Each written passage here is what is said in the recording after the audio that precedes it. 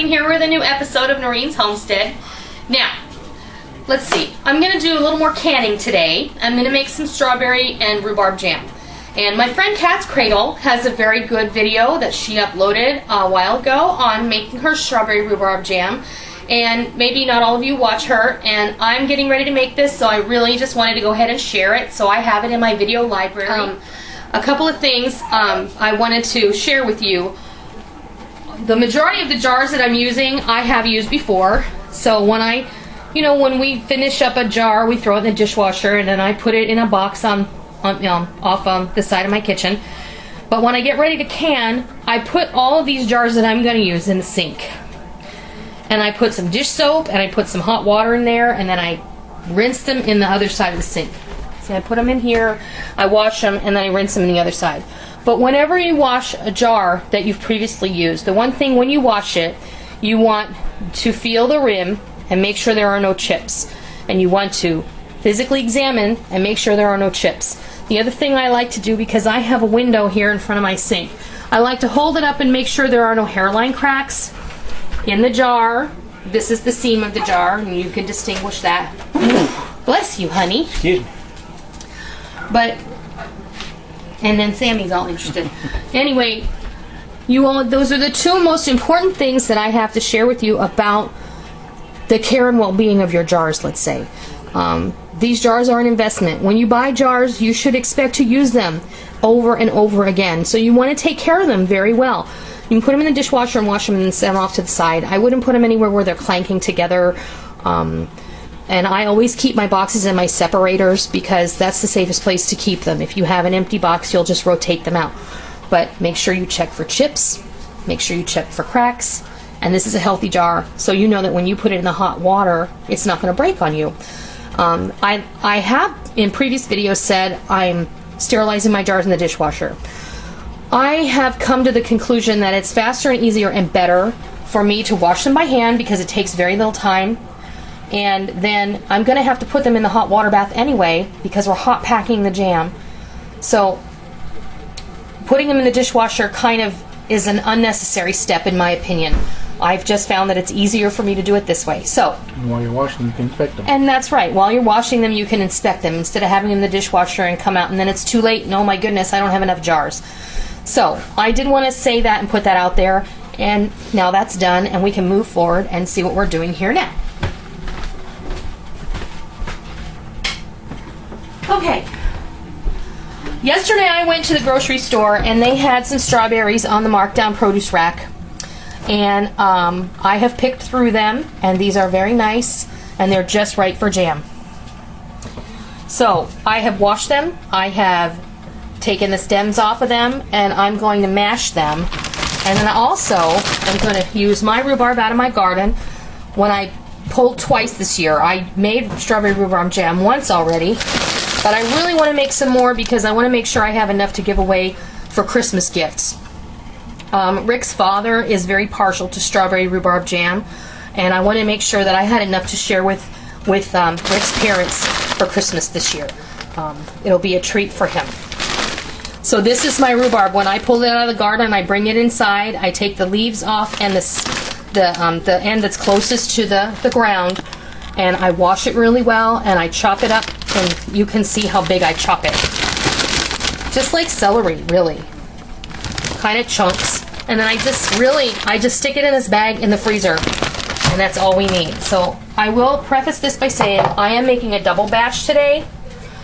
If you want to make a single batch, then you will have this, and what I can do is I will put the recipe for a standard batch in the underbar, and if you want to double it, you can go ahead and do that. So a regular recipe calls for 2 cups each of strawberries and rhubarb. And I'm going to start off with about this much. So we have to mash the strawberries. And this is how I do it. If you want to do it a different way, that's fine. My friend Kat's Cradle likes to use her immersion blender. And I like my jam a bit more chunky than she does. So this is the way to do it. You're just going to mash just like this. And these strawberries are nice and ripe. Sophie, get that. Okay. Sophie likes strawberries. Sophie likes strawberries. And remember, these are going to cook down, so. But you don't want giant chunks. You just want to mash them until some of that juice comes out.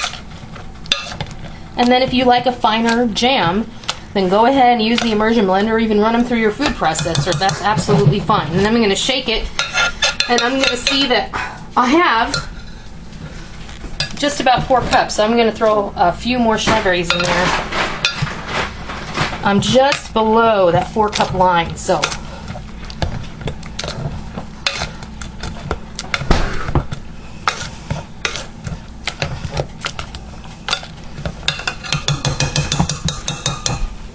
And that is right on the line. So we have some strawberries to do a little more jam later, and Micah will be happy because she really asked me if I would do just strawberry jam.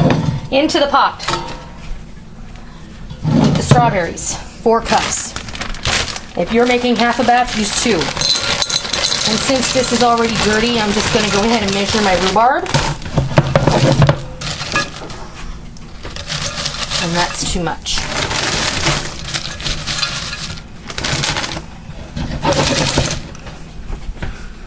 And that's not enough.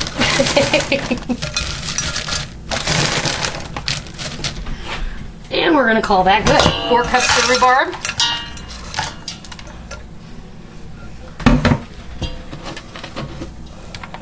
And then this goes back in the freezer.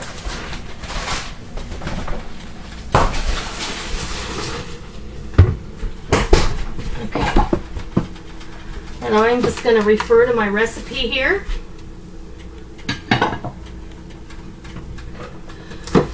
And I'm going to need a half a cup of lemon juice. And when you can, you want to use bottled lemon juice because it is pasteurized. You can use fresh, but there you do run the risk of not having enough acidity. So there's a 1/4 cup, and there's a half a cup, and you make sure that you shake up your bottle really well. And then we're going to add our pectin. I have 2 packets of powdered pectin. And what you're going to want to do, you've got your strawberries, your rhubarb, your lemon juice, and your pectin. We're going to give this a stir. And this, like every jam recipe, is different. Sometimes you add the pectin at the beginning, sometimes you add the pectin after you get the fruit boiling. It just all depends. Every fruit is different, and you add the pectin at different times based on, I think, the acidity level, but don't hold me to that. I could be wrong. I should ask Horticulture and Homes to correct me if I'm wrong. All right. You just did. I guess I just did. She'll let me know. Give this a stir, and then we're going to bring this to a boil. And when you can no longer stir the boil away, that is considered a rolling boil. That's when you're going to want to add your sugar, and I'll be right back when that happens. All right, our strawberries and rhubarb have now been brought to a rolling boil, and remember, that's a boil. You cannot stir down. See, as soon as I finish stirring, it comes right back up to a boil. Now, this is my sugar, and it looks like a tremendous amount. For a single recipe, you need 5½ cups. So that's 2 cups of strawberries, 2 cups of rhubarb, a 1/4 cup of lemon juice, 1 packet of powdered pectin, 5½ cups of sugar. I'm doubling mine. So yes, count them, 11 cups of sugar.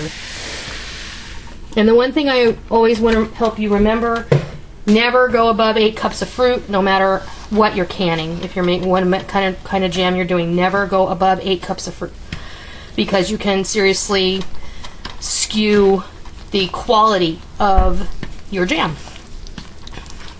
So we're going to stir this in, get all that sugar nice and dissolved in there.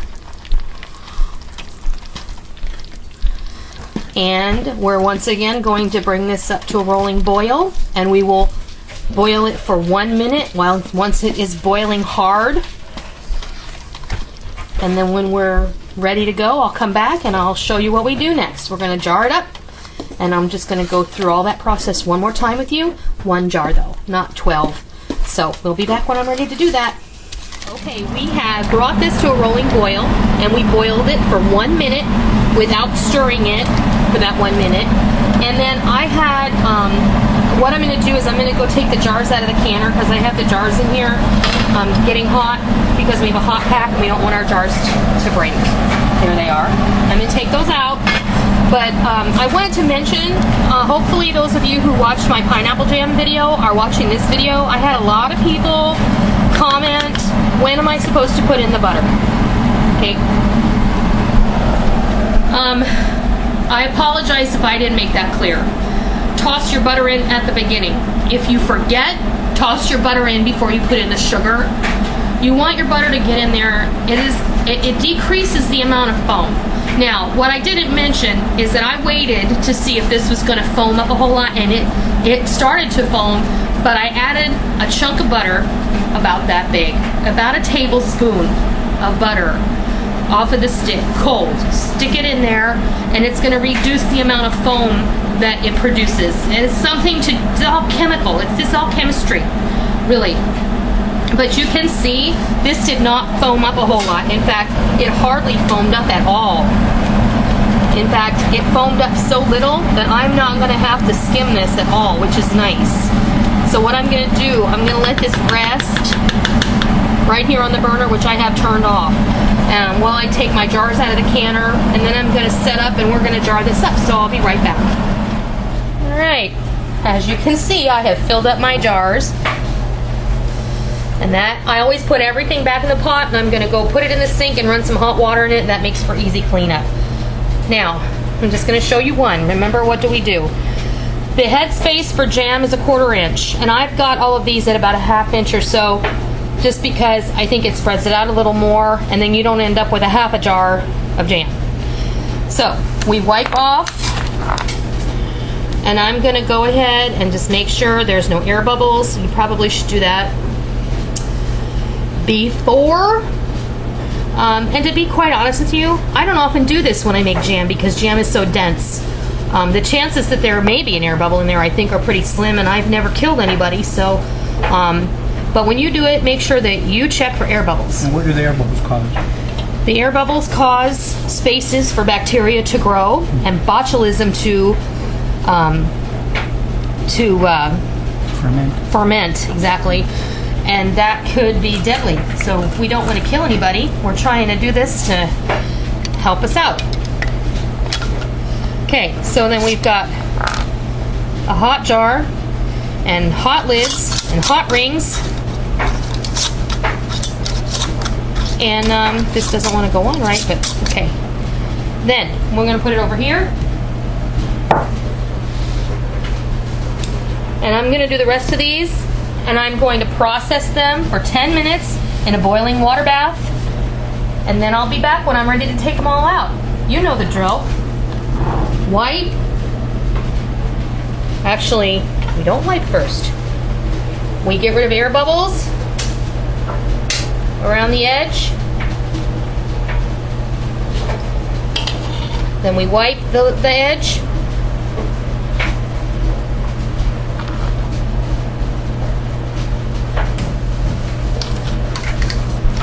Then we get out a jar, lid, and ring.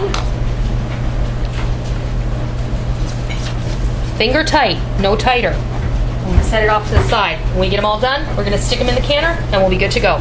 So, I'll be back when I'm ready to take them out. Okay, our jars have processed for 10 minutes. I always have a hard time getting these middle ones out. And I think that that gel's set really good. When you make sure that, when there's a recipe that calls for lemon juice in with the pectin, it really does make a difference in how well the, some fruits don't require the extra lemon juice, but this recipe called for it. I had made strawberry rhubarb jam once before this summer, and I did not call for lemon juice in the recipe, and it's set up perfectly. So I followed the recipe in the Ball Blue book. for strawberry rhubarb jam. You can already hear these jars starting to ping. Turn off my fan here. And I got a dozen jars out of this double recipe, and that's exactly what I should have gotten. The yield on the recipe, the regular recipe, was 6 jars, 6 half pints.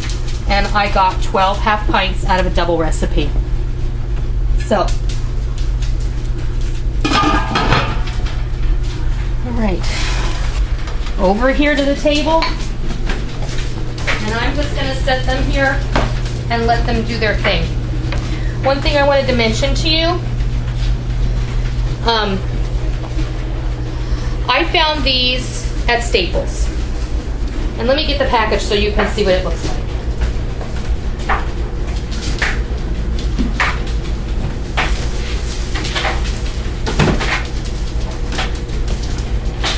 This is what they are. They're cork tiles, and I got them at Staples, and they were $5 for 4.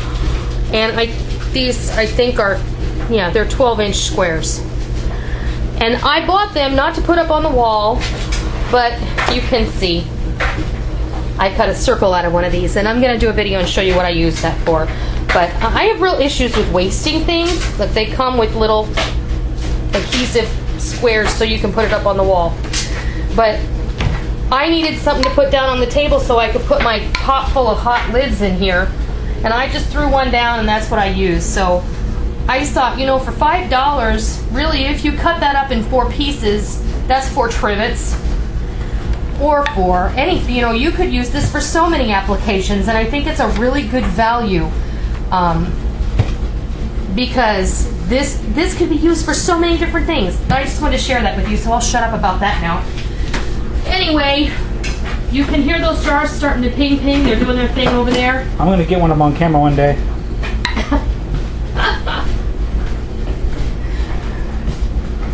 You're gonna let these sit overnight. Tomorrow you're gonna take the rings off, you're gonna wash your jars, you're gonna mark them, label them, and you're going to put them in your pantry.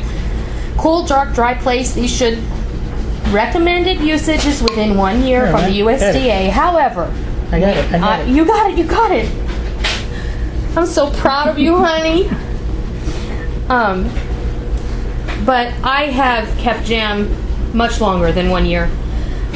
Because I like to make jam in bunches. I do like to give it away, but you know, there is the occasion where I come across a jar of jam that maybe I didn't use, and maybe it's 2 or 3 years old. As long as the lid is not bulging and the seal is still good, you can feel safe eating it. You looking at Sissy? Well, I hope that helps. I hope you enjoy this. I hope you try it, and I hope you love it. Until next time, happy canning!